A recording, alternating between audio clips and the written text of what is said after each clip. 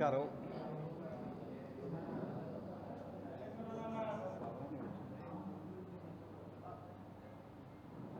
భారతదేశం మొత్తం మీదుగా, భారతదేశమే కాదు అంతర్జాతీయ స్థాయిలో ఇప్పుడు హిడెన్బర్గ్ ఇచ్చిన రిపోర్టు, సెబీ చీఫ్ వచ్చిన ఆరోపణ, దానికి మోడీ కుడిభుజంగా ఉన్నటువంటి అదాని దానిలో ముద్దాయి. ఏదొచ్చినా అదాని మీదకి వస్తుంది. అదానికి ఇనప కవచంలాగా మోడీ ఉంటాడు. గతంలో ఇది వచ్చింది ఒక ఇష్యూ పైన, అది మోడీ ఇనప కవచంతో ఆపాడు. ఇప్పుడు ఇది అట్లా ఆపుతున్నాడు. చివరికి ఇప్పుడు జాయింట్ పార్లమెంటరీ కమిటీకి అంగీకరించాడు. అది రిజైన్ చేయాలి కదా. అంత ఆరోపణ వచ్చిన తర్వాత అది సెబీ లాంటి చాలా పవర్ఫుల్ సంస్థ. అది అంత పవర్ఫుల్ సంస్థ మీద ఇప్పుడు వచ్చినప్పుడు తక్షణం ఆమె రాజీనామా చేయాలి. రాజీనామా చేయమని అనడానికి ఏమైనా సాంకేతిక ఇబ్బంది ఉన్నా నాకు తెలియదు. నైతికంగా ఆమె రాజీనామా చేయాల్సింది. సెబీ సచ్ పవర్ఫుల్ ఆర్గనైజేషన్, అది సరిగ్గా ఉపయోగించుకోవడం మోడీ వచ్చినాక మొత్తం దాన్ని కలుషితం చేసి పరిచాడు. కానీ సెబీ అనుకుంటే ఎవరినైనా సరే స్పాట్ పెట్టచ్చు. అట్లాంటి దాన్ని మోడీ వచ్చిన తర్వాత సెబీని అట్లా నిర్వీర్యం చేశాడు, ఎలక్షన్ కమిషన్ అట్లా చేశాడు, ఆర్బీఐని ఆ విధంగా చేశాడు, జ్యుడిషియల్ కూడా కొంచెం అటు పట్టి అట్లా చేస్తున్నాడు. ఇంకా ప్రెసిడెంట్ ఆఫ్ ఇండియా అయితే మొత్తానికి డమ్ అయిపోయింది.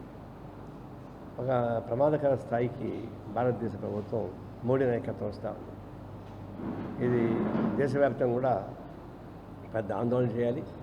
సిపిఐ ఎప్పటికీ పిలిపించింది.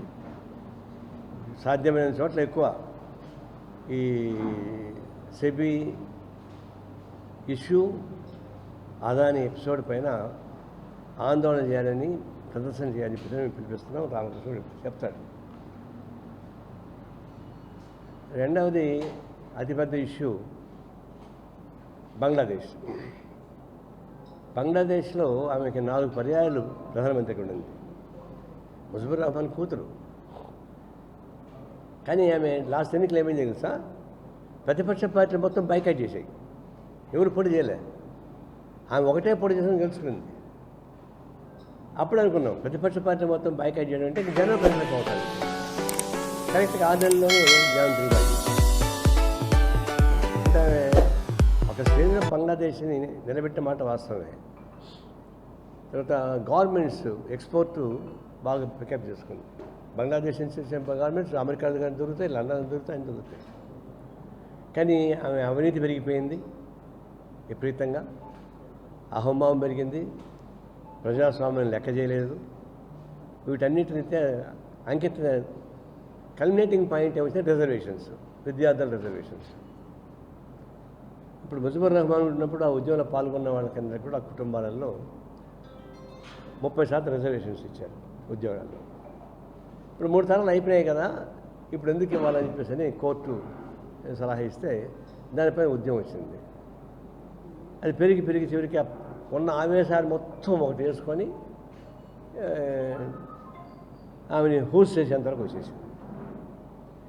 ఇప్పుడు తాత్కాలిక ప్రధానమంత్రి పెట్టారు. ఈమె ఎవరితో జైల్లో పెట్టిందో పోయింది యూనస్. ఆయన కూడా మైక్రో ఫైనాన్స్కి ఆద్యుడు.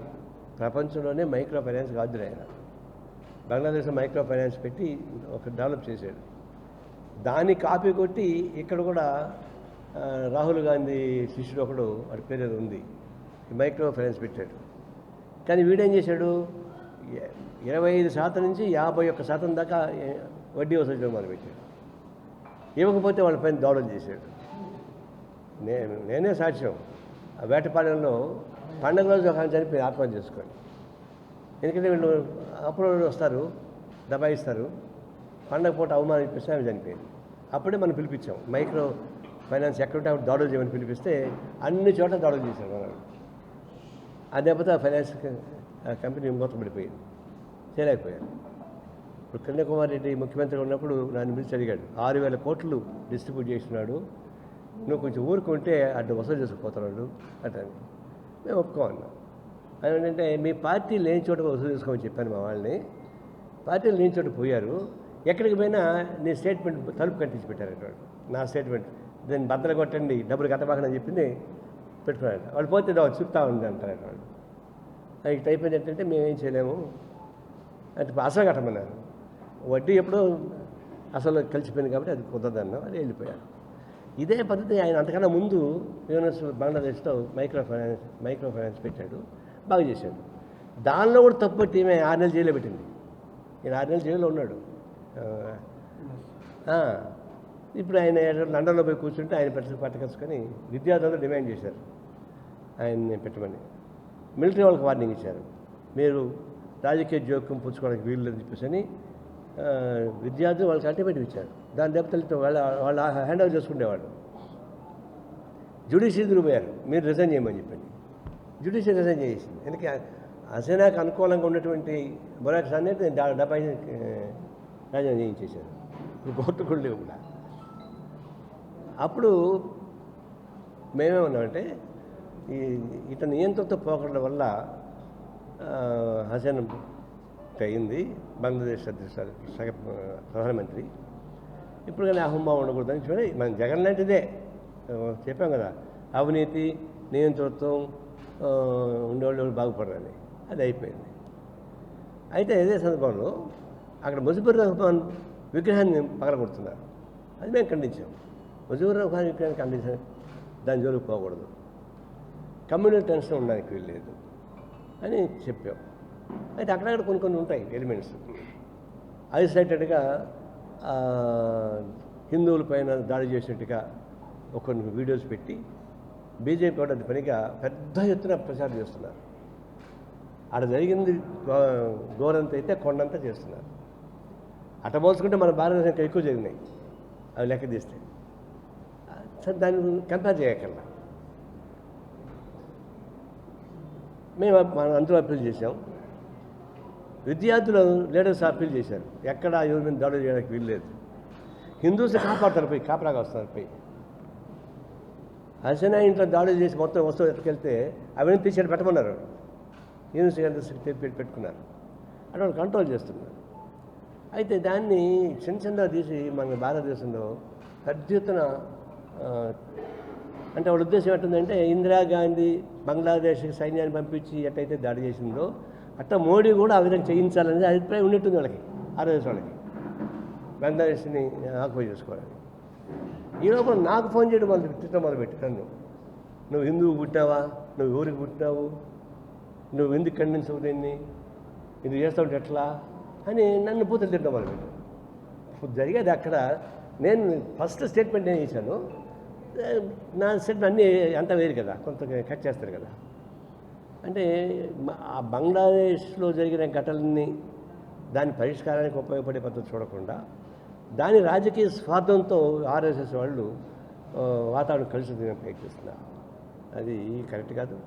ఇప్పుడు ఆమెని భారతదేశంలో షెల్టర్ ఇవ్వడం కూడా మంచిది కదని అభిప్రాయం ఉంది. అంటే ఇంటర్నేషనల్ ప్రోటోకాల్స్ ఉంటే ఉండొచ్చు, కానీ ఆ ఉంటే ఏమవుతుంది, బంగ్లాదేశ్లో జనం వ్యతిరేకమవుతారు. దానికి కారణం ఏంటంటే ప్రైమ్ మినిస్టరు మన భారతదేశ అంతర్జాతీయ రాజకీయ విధానానికి ఒక పాలసీ ఉంది. ఇది నాన్ అలైన్డ్ మూమెంట్ నాయకుడు, మన అలైన దేశ ఉద్యాన నాయకులు. ఇతనేం చేస్తున్నాడు, ఆయా దేశాల్లో జరిగేటువంటి ఎన్నికలు జోక్యం పుచ్చుకుంటున్నాడు. ఇప్పుడు అమెరికాకి పోయాడు, ట్రంప్ని సపోర్ట్ చేశాడు, బైడెన్ గెలిచాడు. ఎట్లా ఉంటుంది? ఇది మారిషస్ పోయాడు, అక్కడ కలబెట్టాడు, యాంటీ ఇండియన్ వాళ్ళు గెలిచాడు. ఇప్పుడు బంగ్లాదేశ్ పోయాడు, ఈయన దగ్గర ప్రయత్నించాడు, ఇది అడ్డం కొట్టింది. అంటే ఈయన భారతదేశ ప్రధానమంత్రిగా అంతర్జాతీయ సూత్రాల్లో ఏ విధంగా ఉండాలో కాకుండా ఇట్లా జోక్యం పుచ్చుకోవాలి. ఏమవుతుందంటే చుట్టుపక్కల దేశాలు వ్యతిరేకమవుతున్నాయి. చుట్టుపక్కల ఇది కల్పించుకోవడం వల్ల ఇది కూడా కారణమే. ఈయన అనవసరంగా చుట్టుపక్కల దేశాల్లో ఉన్నటువంటి వాళ్ళని జోక్యం పుచ్చుకొని వాళ్ళని సపోర్ట్ చేయడానికి పోయిన వల్ల నష్టం వచ్చింది. ఇప్పుడు లక్షద్వీప్ పోటీ పెట్టి మాల్దీవ్ మీద పెట్టాడు, ఆ మాల్దీవ్లో యాంటీ ఇండియన్ వాడు గెలిచాడు ఎన్నికల్లో. అంతర్జాతీయ సూత్రాల్లో ప్రధానమంత్రి చేస్తున్న తప్పుడు వైఖరి, అంతర్గతంగా ఈ దేశం చేసేటువంటి వైఖరిలో కూడా అదానికి అనుకూలమైన వైఖరి. ఈ రెండు చాలా ప్రమాదకర సంకేతం వస్తున్నాయి. అది చాలా విచారణ తగ్గ విషయం. దీనిపైన సరే ఆందోళన చేయాల్సి వస్తుంది. ఇప్పుడు వాయనాడు ఘటన మీకు తెలుసు, అది మర్చిపోయా చెప్పడానికి. మిక్సీది ఫోటో తీసి పెట్టమన్నా అనుకున్నా. సరే, వాయనాడికి నేను కూడా చూశాను. అది ప్రకృతి విలయతాండం అనుకోండి. అంటే జాతీయ అంతర్జాతీయ స్థాయిలో వస్తున్నటువంటి ఎకలాజికల్ ఇన్బ్యాలెన్స్ ఇవన్నీ వస్తున్నాయి. ఈ హిమాలయాల్లో జరిగేటివి కానీ ఇవన్నీ కూడా. అది ఒక్కల మీద దాడి చేయడానికి వీలు కాదు. అది ఇంటర్నేషనల్ నేషనల్ ఇష్యూ. అయితే చాలా ఘోరమైనటువంటి అదే వాయనాడ్ అనేది కేరళ నేచర్ గిఫ్టెడ్ స్టేట్. అది ఆ కేరళకి చాలా అందమైన ప్రదేశాలు ఉంటే వాయనాడే. ఎత్తైన కొండలపైన ఉంటుంది ఆ ఊరు. టూరిస్టులు కూడా బాగా వస్తారు అక్కడ. మొత్తానికి లెక్క ప్రకారం 500 ఇండ్లు కూలిపోయినాయి, 450 మంది చనిపోయారు, ఒక 500 మంది క్షతగాత్రులు అయ్యారు. సిపిఐకి సంబంధించిన ముఖ్యులు నాయకులుగా ఉన్న 45 మంది చనిపోయారు. అవన్నీ లిస్ట్ అవుట్ చేశాం. వాళ్ళకందరికీ ఇల్లు కట్టించాలని ప్రెసిడెంట్ ప్లాన్ చేస్తున్నారు. సిపిఐగా ఆంధ్రప్రదేశ్ సిపిఐ సహాయం అర్థం ఇక్కడి నుంచి ఒక 100 క్వింటాల్ బియ్యం తర్వాత అంటే మీకు తెలిసి చెప్పారు. ఆడిపోయినాక ఒక ఫ్రెండ్కి ఫోన్ చేస్తే ఆ ఫ్రెండ్ నాకు ఫోన్ చేసి ఈ వీడియో పెట్టాడు. బంగ్లాదేశ్లో జరిగిన ఘటన పైన ఇంత ఘోరం జరుగుతుంది, నువ్వేం చేస్తావు తిట్టాడు. సార్ నేను తిట్టావు, ఈ ఫోటో కూడా చూడు ఫోన్లోనే, వాయనాడికి సహాయం చేయమన్నా. ఏం కావాలని అడిగాడు. అంటే మిక్సీ, ప్రతి ఇంటికి 2 మిక్సీలు, 5 లీటర్ల మిక్సీ ఒకటి, 3 లీటర్ల మిక్సీ ఒకటి, 2. వాడు ఏమంటే ఇస్తానన్నాడు. నన్ను తిట్టాడు. తిట్టిన వాడి దగ్గరే మళ్ళీ 7 లక్షలు దాన్ని కట్టించాం. ఇప్పుడు వాడికి ఆల్రెడీ మిక్సీలంతా ఆఫీస్ చేరిపోయినాయి. అట్లా ఒక ఇంటికి 2 మిక్సీలు, ఇంకా ఒక ఇంటికి 4 ప్లేట్స్, 4 గ్లాసులు. తర్వాత దీనికి వెళ్తే శిబిరానికి వెళ్తే వాళ్ళు మిక్సీలు అడిగారు, ఇస్త్రీ పెట్టి అడిగారు. అవన్నీ చేసి పెడతామని చెప్పాం. సిపిఐ నుంచి ఇవన్నీ కూడా వాళ్ళకి చేయడానికి సిద్ధపడతాం, వాళ్ళకి సహాయార్థం చేస్తున్నాం. అంటే దీన్ని ప్రైమ్ మినిస్టర్ వచ్చిపోయాడు, దాన్ని జాతీయ విపత్తుగా గుర్తించుకుని వస్తున్నాం. జాతీయ విపత్తులో కూడా L3 ఒక ఇది ఉంది యాక్ట్. L3 యాక్సెప్ట్ చేస్తేనే జాతీయ విపత్తుగా ఆ రాష్ట్రాన్ని కాపాడడానికి అవకాశం ఉంటుంది. ఆ మాట చెప్పడం లేదు. ఇంతవరకు జాతీయ విపత్తుగా కూడా ఆ రోజు వచ్చిపోయాడు, కానీ మౌనములాగా వచ్చిపోయాడు తప్పితే అక్కడేమీ హామీ ఇవ్వలేదు. కొన్ని 2 రోజుల తర్వాత ఇస్తాను అనుకున్నాం, ఏమి ఇవ్వలే. ఇప్పుడు మళ్ళీ మేము డిమాండ్ చేసేది ఏంటంటే జాతీయ విపత్తుగా గుర్తించాలి, యుద్ధ ప్రాతిపదికన సహాయం చేయాలి. ఒక చిన్న రాష్ట్రం చేయడం సాధ్యం కాదు. ఇప్పుడు లేటెస్ట్గా ఢిల్లీ ఇప్పుడు ఆగస్టు 15 వస్తుంది. సరే, ఆగస్టు 15కి ఆ రాష్ట్ర ముఖ్యమంత్రి ఫ్లాగ్ హోస్టింగ్ చేస్తారు. ఢిల్లీలో ముఖ్యమంత్రి జైల్లో ఉన్నాడు కాబట్టి వాళ్ళు ఆశీష్ లేడీ మినిస్టర్ చాలా యాక్టివ్గా ఉంటుంది, ఆమెకి అవకాశం ఇస్తే లెఫ్టినెంట్ గవర్నర్ ఉంటాడు, అటు కుదరదు అని ఇంకొకటికి అప్పగించాడు. అంటే లెఫ్టినెంట్ గవర్నర్కి ఏం సంబంధం? అని జగన్సేన ఎన్నుకోబడినాడా? జగన్సేన ఎన్నుకోబడిన ప్రభుత్వం క్యాబినెట్ నుంచి ఒక పేరు చెప్తే నాకు కాదని ఆ పేరుని పక్కన పడేసి ఇంకొకటి పేరు పెట్టాడు. అది పేరు అంటే ప్రభుత్వంలో ప్రత్యక్ష జోక్యం గవర్నర్లు, లెఫ్టినెంట్ గవర్నర్సు చేస్తూ ఉన్నారు. పాలసీస్ కూడా వాడింది. నేను తీవ్రంగా ఖండిస్తాం. ఢిల్లీ ప్రభుత్వం చెప్పినటువంటి వ్యక్తి ద్వారా ఫ్లాగ్ హోస్టింగ్ ఉండాలి తప్ప లెఫ్టినెంట్ గవర్నర్ చెప్పినటువంటి అనేది ఇంకా డెమోక్రసీ ఏముంటుంది? ఇంక ఎలక్షన్స్ ఎందుకు? మీరు నామినేట్ చేసుకోవచ్చుగా అంత ఖర్చు పెట్టి మీద చేసుకున్నప్పుడు. ఎందుకంటే భారతదేశంలో గవర్నర్స్ పాత్ర, లెఫ్టినెంట్ గవర్నర్స్ పాత్ర బీజేపీ వచ్చిన తర్వాత పక్షపాతం అయిపోయింది. For example Kerala, Tamil Nadu, Punjab, Delhi number 1. ఇది గోవాలో వాళ్ళకి అనుకూల గవర్నమెంట్ అది, అందువల్ల వాళ్ళు పెద్ద పట్టించుకోవడం లేదు. మణిపూర్ ఇవన్నీ ఒక అప్రజాస్వామ్య పద్ధతుల్లో పార్లమెంటరీ ఆస్పెక్ట్ దెబ్బతీసే పద్ధతుల్లో అసలు అంబేద్కర్ రచించినటువంటి రాజ్యాంగాన్ని ధ్వంసం చేసే పద్ధతిలో ప్రధానమంత్రి చేస్తున్నారు. ఇప్పుడు ఇక్కడనే ఒకటి వచ్చింది, అంబేద్కర్ని అవమానం చేశారు చెప్పేసి రోజు వస్తుంది పేపర్లో. చూసారా మీరు ఫోటో చూసారా? అదేమన్నా చెప్పు.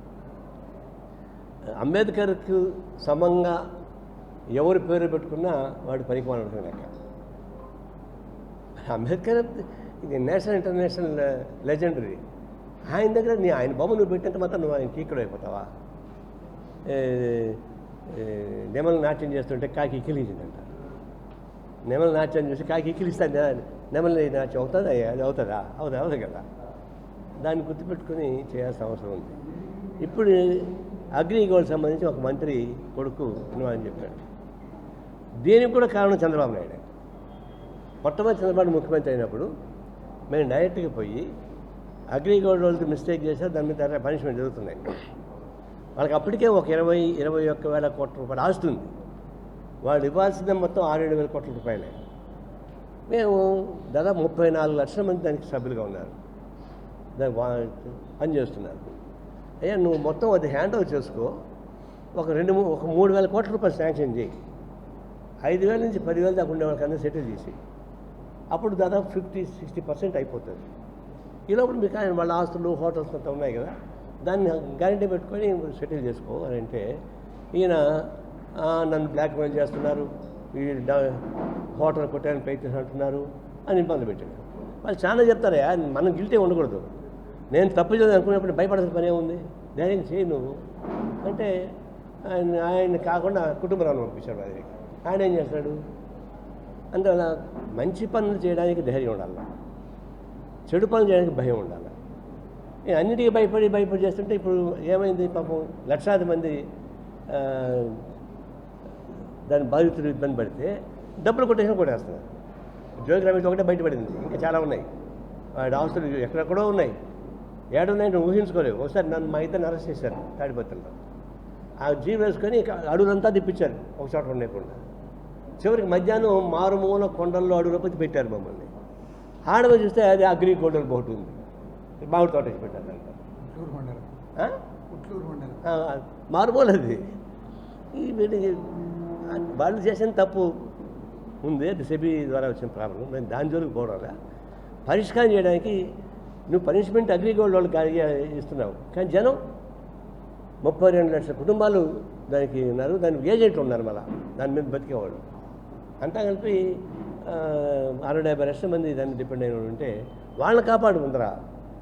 నువ్వేదో ఎవరు బ్లాక్ పెన్షన్ భయపడాల్సిన పని అంటే అది చేయలేకపోయాడు. ఇప్పుడు మన ముఖ్యమంత్రి అయ్యాడు, ఇప్పుడేం చేస్తాడని చూస్తాం. అన్ని విషయాలు మెయిన్ మేనేజ్మెంట్ కుదరదు. మంచి పనుల కోసం ధైర్యం ఉండాలి, చెడు పనులని భయంతో చేయమని చెప్పడం లేదు. వెనక్కి పోతే నాకైతే అభ్యర్థం లేదు. అట్లా లేకుండా మెయిన్ మేనేజ్ లేక పెడితే నష్టం వస్తుందని చెప్పేసి అని నా ఉద్దేశం.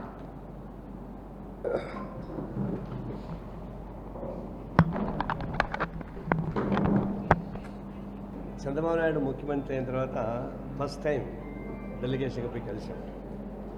నిజంగా కట్టేసి కాదు, ఎన్నికల్లో మాకే సంబంధాలు లేవు. ఆయన ఇంకో క్యాంపులోకి పోయాడు, మేము ఆ క్యాంపులోకి వేరే క్యాంపులో ఉన్నాం. అయితే మనం పోయినప్పుడు అక్కడ పనిచేస్తున్నటువంటి బ్యూరోక్రసీ ఐఏఎస్ ఐపీఎస్ ఆఫీసర్లు చాలా వాళ్ళ ముఖం విప్పారిపోతుంది. 1000 కాళ్ళలో బలిపోయిస్తే అట్టుందో అంత సంతోషం ఉన్నది. అందులో ఒకరిద్దరు అంతమంది వైసీపీ గవర్నమెంట్ ఉన్నప్పుడు నాకు ఎప్పుడైనా ఫంక్షన్ కనిపించి అన్నారు, సార్ మా ఇండ్లలో ప్రాబ్లం వచ్చింది మాకు అన్నారు. ఏంటంటే హైదరాబాద్ నుంచి విజయవాడ రావడమే ఇష్టం మా ఇంట్లో ఆడవాళ్ళకి. వచ్చాం, ఇప్పుడు ఇక్కడి నుంచి మళ్ళీ విశాఖపట్నం బొమ్మని చెప్తున్నారు, 3వ రాజధాని. మీరు విశాఖపట్నం పోయింది, మాకు విడాకులు ఇచ్చిపోండి అంటున్నారు సార్ అన్నారు. లిటరలీ మాకు విడాకులు ఇచ్చిపోండి అని చెప్తున్నారు, మాకు పెద్ద ప్రాబ్లం వచ్చిందన్నారు. ఇప్పుడు ఆ విడాకుల సమస్య పరిష్కారం అయిపోయింది. అందులో వాళ్ళ మొఖాలు చాలా తేరతరంగా ఉన్నాయి. అంటే ఐఏఎస్ ఐపీఎస్ ఆఫీసర్లో ఇళ్లలో కూడా వాళ్ళు ఎట్లా భయపడ్డారో చూస్తున్నప్పుడు నాకు అనిపించింది చెప్పాలి ఒక మాట. Now they are happy.